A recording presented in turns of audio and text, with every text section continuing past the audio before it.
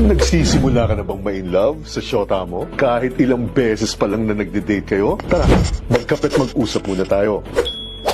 Dahil bago po kayo tuluyang ma-inlove na naman at mabulag na naman sa katotohanan, napakahalaga pong mapag-aralan muna ninyo ang tunay na pagkatao ng syota ninyo, lalo na pagdating sa mga sitwasyong ganito. Una, the ability to handle the word no. Bago po kayo ma-inlove ng tuluyan sa syota ninyo, obserbahan po muna ninyo ang kanyang reaksyon tuwing humihindi kayo sa kagustuhan nito o sa tuwing hindi kayo sumasang-ayon sa sariling pananaw nito. Dahil ang kakayahan po ng isang tao na mag-handle ng objections at rumispeto sa pananaw ng kapwa nito ay napakahalagang bagay kung nais niyong tumagal ang relasyon ninyo. Otherwise, kung hindi kaagad-agad lumalabas ang ugaling ito, makukulong po kayo sa isang relasyong away na lang kayo ng away o oo ka na lang ng oo para lang matigil na ang bangayan ninyo. At ang pangalawa is the ability to manage conflict.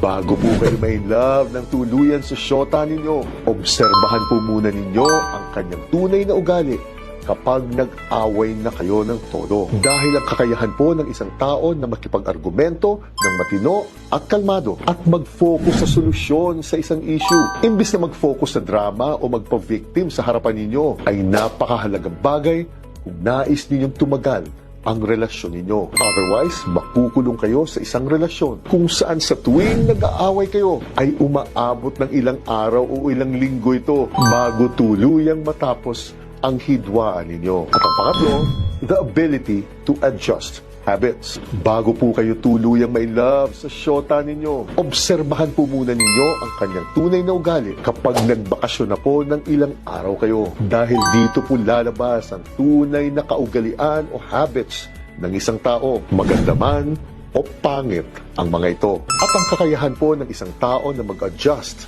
sa habits nito at makipagkompromiso sa habits ninyo ay napakahalaga pong bagay kung nais ninyong tumagal ang relasyon ninyo. Otherwise, baka makulong lang po kayo sa isang relasyon kung saan hindi pala ninyo kaya ang pagiging OC o ang pagiging burara nito. Ayan, sana po makatulong ang tips na ito sa mga nagsisimula pa lang ang love life sa inyo. Good luck po at sana mahanap na ninyo ang forever ninyo. Jeanette.